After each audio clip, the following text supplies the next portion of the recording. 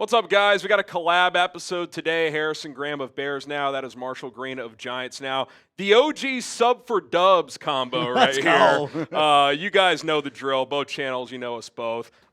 This has been circulating really since the trade deadline. DJ Moore to the Giants, Kayvon Thibodeaux to the Bears. It's kind of re-entered the atmosphere for both teams, as the Giants could use another receiver for Jackson Dart. Kayvon Thibodeau would help the Bears' pass rushing situation. So, Marshall, we're back once again, and I think this could make sense for both teams. Yeah, I'm excited to dive into this one. I thought you laid it out well. Both these players going to other teams, I think, would fill some needs. I'm excited to talk about it. Let's have the real one sound off first, though. I want everyone to get down in the comments section and let me know if the Giants traded Kayvon Thibodeau to the Bears and the Bears sent DJ Moore to the Giants, who would win this trade? Type CHI for the Bears and NYG for the Giants.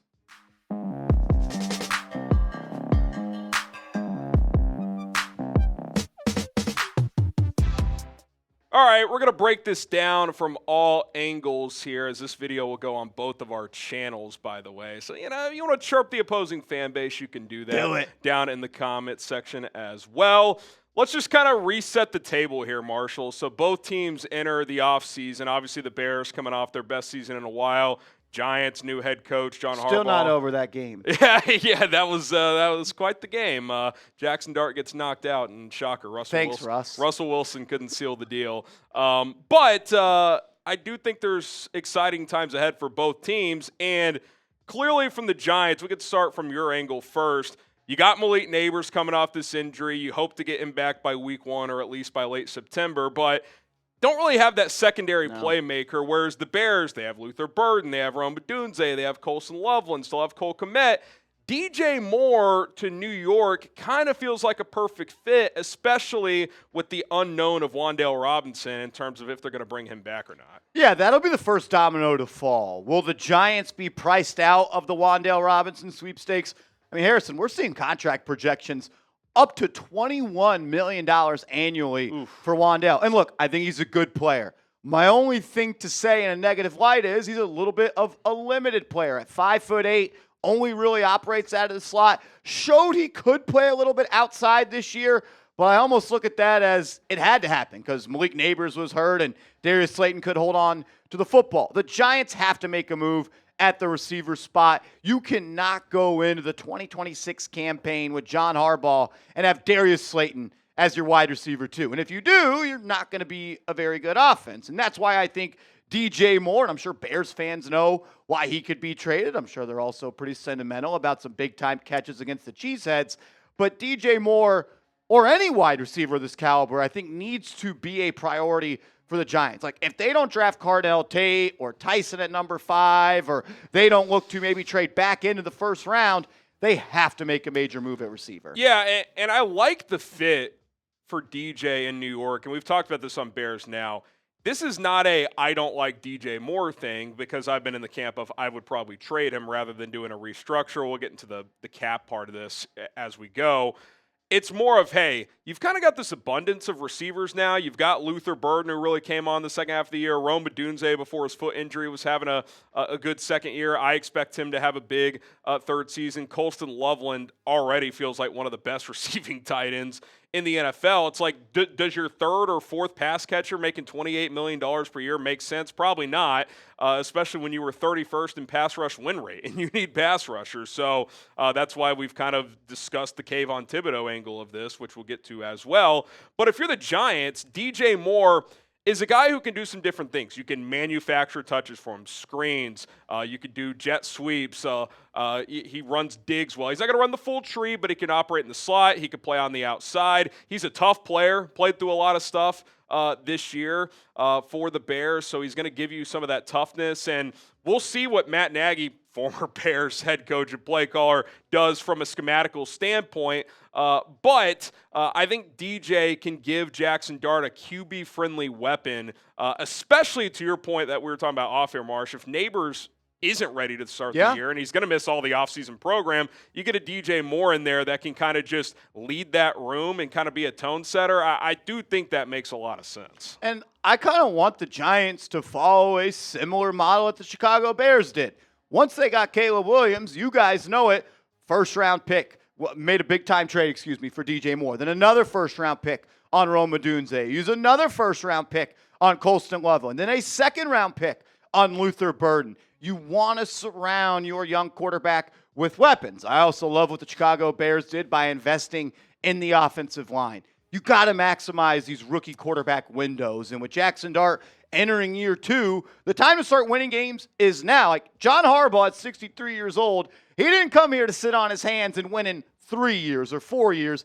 The Giants are trying to win games this year, and adding a guy like DJ Moore, I think, would be a first strong step in kind of this retooling and reshaping of the Giants in a Harbaugh vision. Let's talk about the financials of DJ, then we'll kind of take a quick break, pay some bills around here, and then we'll get to the Kayvon Thibodeau side of this for the Bears. But right now, these are DJ Moore's cap hits for Chicago. This is if he is not traded. $28.5 million the next 3 years. He only has guaranteed money through this year, though. So the way Ryan Poles structured this was smart. He gave him a 4-year extension 2 years ago with 2 years left on his deal. So yeah, there's still 4 years left. But even this year, you can save $16.5 million, and then it jumps up from there. You see that bottom note, though, Marshall. If he's traded, the team trading for him would inherit a $24.3 million cap hit. So not a small number, but the flexibility built into the contract, if the Giants needed to restructure him and be like, hey, we think he's going to be here for at least 2 years, you could do a restructure, lower that cap hit if you wanted to for this year,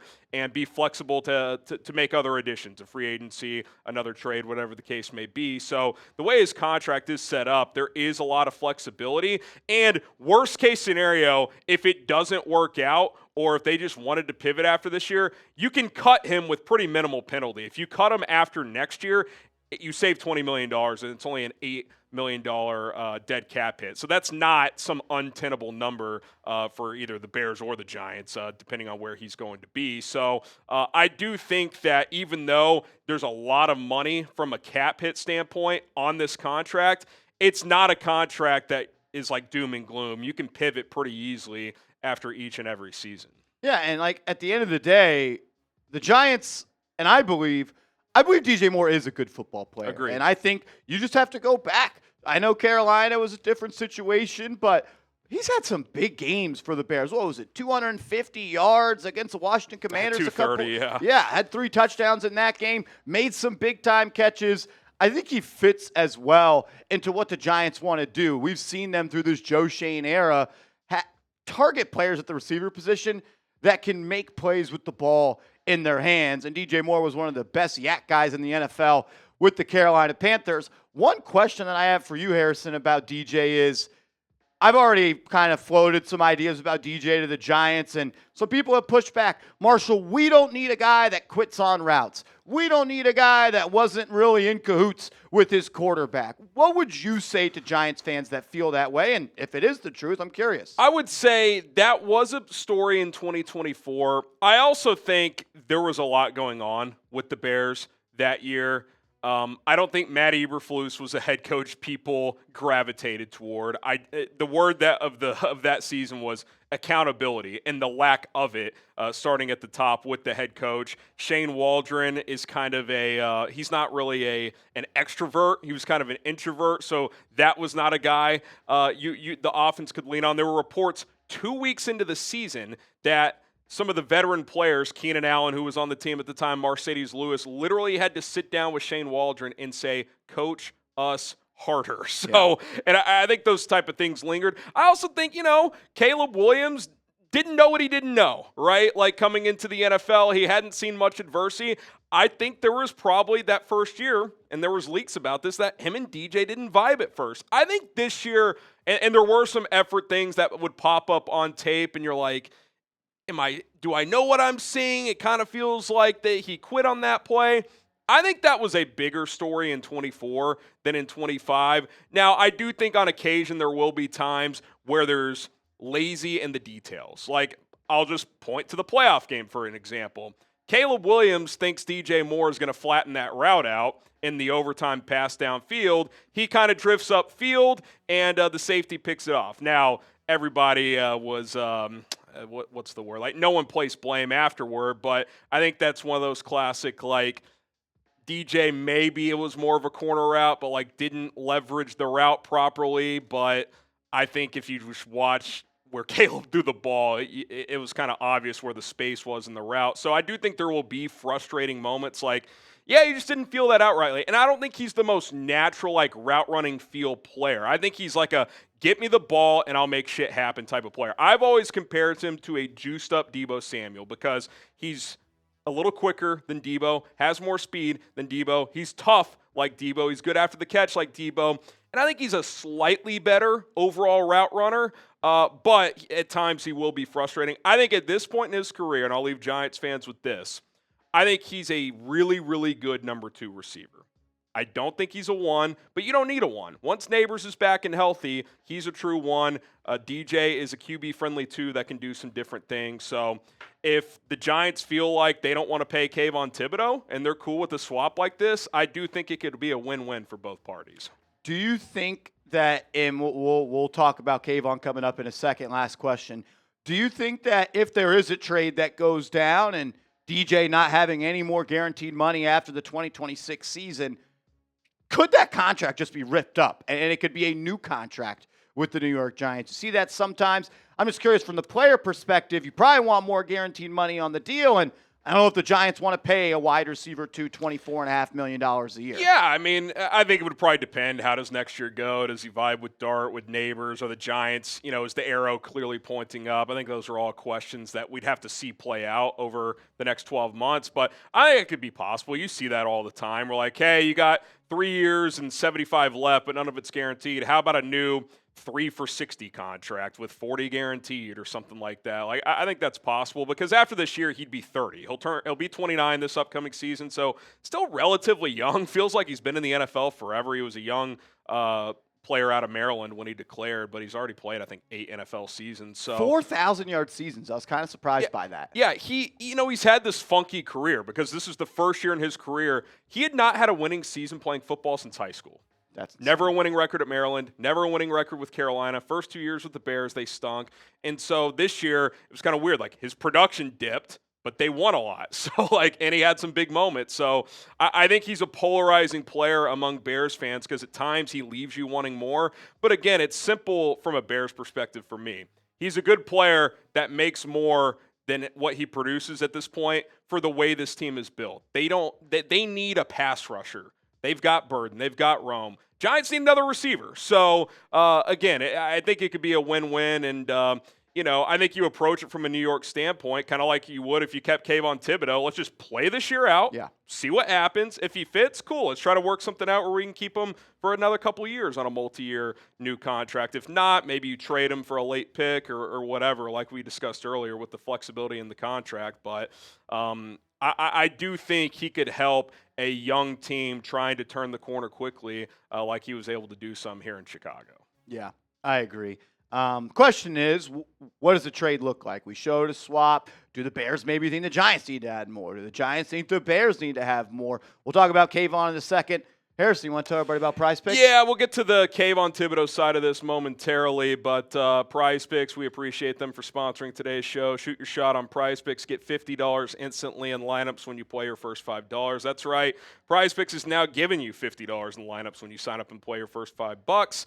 PrizePicks makes every dunk, every dime, and every board that much more exciting, so don't miss this chance to get started on America's #1 app for sports picks. Football might be over, but we're just getting started on PrizePicks as the hoops action is heating up. Just pick more or less on stat projections on 2 to 6 player lineups, regardless of sport, and you are good to go. We're talking points, rebounds, assists, baseball season-long projections. We'll have football season-long projections available soon as well. Here's an example of what a lineup looks like, depending on when you're watching this. These games may have already played, but just an example.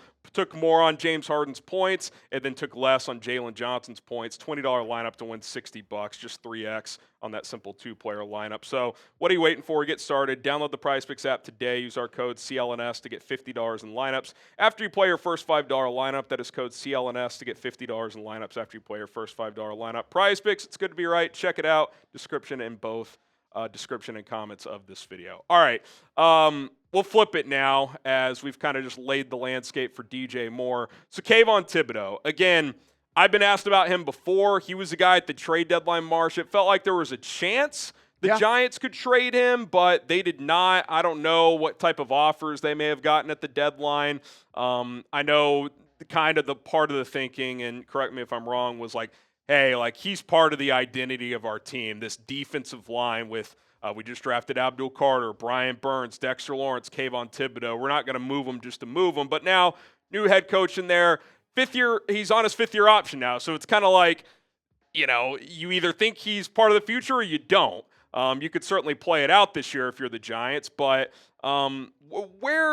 explain to Bears fans at this point, Marshall, like where you see Kayvon as a player. You know, 4 years in, not a lot is probably going to change at this point in terms of how good he can be. Doesn't mean he can't improve, but he's probably not going to turn into Will Anderson Jr. next year. Especially if he's with the Giants, I don't see that happening. The Kayvon thing is so tricky because he was drafted by Joe Schoen. And now it's a John Harbaugh operation. I think that's pretty clear with the New York Giants. But it's been well documented. The Giants were accepting calls on Kayvon Thibodeau during the 2025 NFL Draft because they knew they were taking Abdul Carter at number 3. They did that. They played out the first part of the season. I actually thought Kayvon was pretty good at the start of 2025.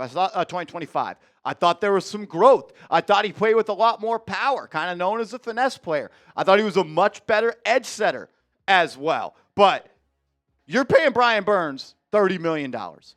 Abdul Carter was just made a priority pick and number 3 overall selection. He makes a good bit of money too. Are the Giants going to bring back Kayvon Thibodeau at a big number? And I think you also have to question, does Kayvon Thibodeau get a big number of salary? I'm attached to him because he was the first pick of the Joe Schoen era. He was the number 5 overall pick. And quite frankly, Harrison, he just hasn't lived up to that. I wouldn't say he's a bust of a player. I think that's a little bit too harsh. But if we were comparing it to baseball, the Giants kind of like a stand-up double. Like it wasn't a home run, it wasn't a triple, a solid pick, leaving you wanting a little bit more. So now you get to the point of, does John Harbaugh view Kayvon Thibodeau as a big piece in this? And then what does a trade look like? Bill Barnwell put out an article on ESPN. He mentioned a 4th-round pick for Kayvon. For me, I wouldn't do that because I would rather just have him for the 2026 season. If he plays well, we'll negotiate a contract, or he leaves in free agency, and I think if he plays well, you'll get a 4th-round pick kind of floated your way in the compensatory selection. I like Kayvon Thibodeau. I'm not sure I love Kayvon Thibodeau as a player. I'm hoping and wanting him to take that next step. We saw some signs, but also some injury concerns as well. He's missed multiple games in 3 of his 4 seasons in the NFL. I still think there is a way where he can become a starting edge on a good defense. Had that 11.5 sack season in 2023, which was a little bit of fool's gold. But 32 pressures in 10 games, probably the best game-to-pressure ratio he's had this year. I mean, I wouldn't say you want to pay Kayvon $20 million per year, but does a 3-year, $45 million deal to be edge 2 make sense? I think it could. Yeah, I kind of look at him, and again, from a outsider's perspective of like, he was what, the 5th pick, 7th pick? Because that was the year they drafted him and Evan Neal. What a draft. I couldn't remember which one they drafted him first, right? Yeah, Kayvon first. Then Neal, okay. I say this about Travon Walker. If Travon Walker was the 23rd pick, you'd be like, oh, it's a pretty good pick. Yep. I mean, like, he's not great, but he's a good player. If Kayvon Thibodeau was the 22nd pick and not the 5th pick, you'd be like, okay, he hasn't blown us away, but, like, I'd give him a second contract at the right price. Yep. Like, I think it's very similar there. And so I kind of view this, if this were to happen, if they did this type of swap, or if, say, the Bears traded a 4th or even a 3rd for him, is like, I probably would not sprint to an extension. I would probably play this year out and just see what happens, because I do think, based on what I've seen at this point in his career, I think on a good defensive line, he's your second edge rusher, where he sets the edge pretty well in the run game. He's kind of a streaky pass rusher. Yep. At times, he can kind of dominate, and then he can also disappear at times. He kind of reminds me as like a slightly lesser Montez Sweat, where Sweat's been a good player for the Bears. He was good in Washington. But I always say this, if he's your second dude on your defensive line, you're feeling really good about that. You're asking him to be your top guy. You double him, you can kind of take him out of a game. But if he gets a lot of one-on-one looks, like all of a sudden you go up against an average tackle, Montez Sweat may have 6 pressures in a game, right? Like I think that the same can be said for a guy like Kayvon Thibodeau. So It's very interesting. I know early on in his career, and there might have even been chatter when he was coming out of Oregon about does he love football? Yep. Like, has that lingered into his Giants career at all? What would you say to those potential concerns? It's so hard to say because he plays with a lot of effort, and he's not a player that you go back and watch a film and it's like, Kayvon took 7 plays off today. You don't really get that. And I remember there was one play his rookie year that really stood out to me. It was a long run up the left sideline. He's the opposite edge, and he tracks him down, probably running 65 yards on the play and makes a touchdown-saving tackle. The thing with Kayvon to me is like, it's very similar to the Bears and DJ Moore. You have Luther Burden. You have Colston Loveland. You have Rome Odunze. You have Brian Burns. You have Abdul Carter. You have Chauncey Golston, who you gave decent money to be an edge 3 last year. And just like, can the Giants take an abundance of wealth that they have at one position and cash that in to reinforce a position of need? It's not like I am begging for the Giants to just get rid of Kayvon Thibodeau. I'd like to have an edge room that looks like this next year. But if I have an edge room like this, does it prohibit me from making another move? And with the Giants being limited on premium picks, Harrison, only 2 inside the top 104 this year, they need to get creative about how they're going to add talented players to this team. And if you're trying to build a team around a young quarterback, I don't think you're going to have much confidence in a group that is, I know Malik Neighbors is special. We all know that. But Darius Slayton, Jalen Hyatt, and Bo Collins with potentially Wan'Dale Robinson leaving. Yeah, I think you made a great point earlier. Is like the Giants need to do what the Bears just did. It's like load up around Jackson Dart. Yeah. What did the Bears do last year when Ben Johnson got on board? Hey, let's trade. We want Trey Smith. Okay, the Chiefs tagged him. Well, they can't pay Joe Tooney as well. Let's go trade for him. 4th-round pick. Great value trade. One protector of the year. He's still a very good player. Jonah Jackson. Rams try to make him a center. It's not really a fit. Well, Ben Johnson worked with him in Detroit. Let's buy low on him. 6th-round pick. One of the better guards in the NFL this season. You pay Drew Dahlman, get a decent price tag on him, $14 million a year. Darnell Wright, one of Ryan Pohl's better draft picks, became a second-team All-Pro. So, okay, offensive line in good shape. We'll see what happens at left tackle moving forward because Ozzie Trapillo had a nasty injury this year, but you draft him in the 2nd round as well. Played pretty well before he suffered the injury. We talked about Loveland, Burden. You've got Rome. And so now, like for the Bears, it's like, again, to your point with Thibodeau, it's like we like him from the Bears. I like DJ Moore, but like I think you got enough there, and you could just draft a receiver in like the 4th or 5th round to come compete for that 3rd role, right? Like, or you could sign a free agent. You could bring back Olamide Zaccheaus. Like, you've got options there. If I'm the Giants, I want to load up around Jackson Dart. I want to probably re-sign Jermaine Illuminor at right tackle or get someone similar to feel good about that. I want to get him another weapon. I probably want to draft another weapon too at some point. Yep. So, that's why like I look at the Titans. I'm like, why did you hire Robert Saleh? Like, give Cam Ward the best chance. So I think the Bears kind of laid the blueprint for what these other teams should do in turn, which is crazy to say, by the way. But just like, hey, like if you're going to invest in a quarterback and take advantage of this rookie window, like, don't you want to give him as much as you can on these like 2- and 3-year contracts? And again, DJ Moore to the Giants, flexible contract. If Jackson Dart in 2 years is clearly a guy you're going to pay, and DJ Moore's 31 years old and you have to dump him, you can dump him. Like it's a win-win. So I just know this from a Bears perspective. Their next step, if they're going to be a Super Bowl contender, is you have to go get the quarterback. And they couldn't get the quarterback this year. They were 2nd worst team in the NFL in pass rush win rate. I'm not saying Thibodeau drastically changes that, but if you're already looking to dump DJ Moore potentially, and the Giants are okay dumping Kayvon Thibodeau, maybe that's a win-win, kind of a trial for both teams. And who knows, maybe 2 years from now, like they've both been extended by each team. So you only have so many resources to build a team. And with the Bears having so many spent on the offensive side of the ball and the Giants having so many spent on the defensive line, can you better spread out and diversify your portfolio, to say it in another term, to better the football team? Like, I like Kayvon Thibodeau. I'm always going to have love for Kayvon Thibodeau. He was the first pick the Giants made when I was able to cover them here at Chat Sports. I'm always going to be connected with him. And he's had some big-time moments. That first game against, or the second game against the Washington Commanders, where he essentially clinched the Giants a playoff spot in that first year. He dominated the Cowboys on Thanksgiving before. He's had some awesome moments. But in the long term, are the Giants going to have Abdul Carter, Brian Burns, and Kayvon Thibodeau? And if they are, that probably tells me that Abdul Carter hasn't lived up to the hype, because I want him playing 95% of the snaps if he's the real deal. That, or a year from now, they traded Brian Burns. That's the only other thing I can think. I'll add this, too, from a Giants perspective. Pretty deep edge draft. You could draft some guy in like the 4th round to throw into that rotation. He's not going to be Kayvon Thibodeau this year probably, but guy you can develop and be a rotation piece. So, and I'll say this about DJ Moore as well. Some of the craziest moments of the NFL season. You watch these top 10 plays of the NFL season. DJ Moore's got 2 of the 10.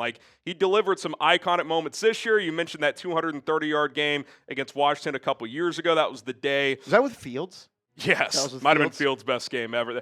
That was the night Dick Butkus died. So that was a cool night. So I don't want to discount any of those things, but I don't want to make decisions emotionally either if I'm running a football team. What is best for the short and long term of this franchise? I'm not saying DJ Moore can't be here for this year and help this team. Marshall's not saying Kayvon Thibodeau can't be here and help the Giants. But if you could do something that helps what you need more in the short term and long term, that's part of being a GM, baby. That's part of running a football team. I've said this a million times. DJ Moore's a good player. I don't think he makes sense at a $28.5 million cap hit for the Chicago Bears. Getting pass rush help does. A 1-for-1 swap here.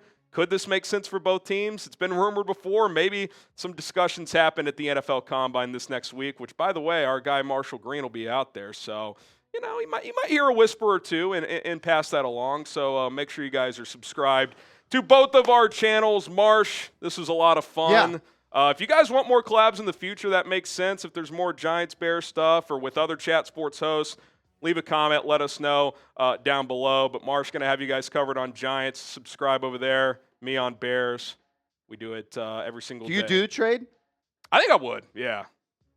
I would trade, but I wouldn't extend unless it's team-friendly. I'd play this year out. I would love to try and get a 5th-round pick as well coming back the Giants' way. Beggars can't be choosers. But could happen because of the contract. One other thing I'd add is maybe the Bears would eat some of the cash flow. Yeah, and that could maybe higher the price of the trade.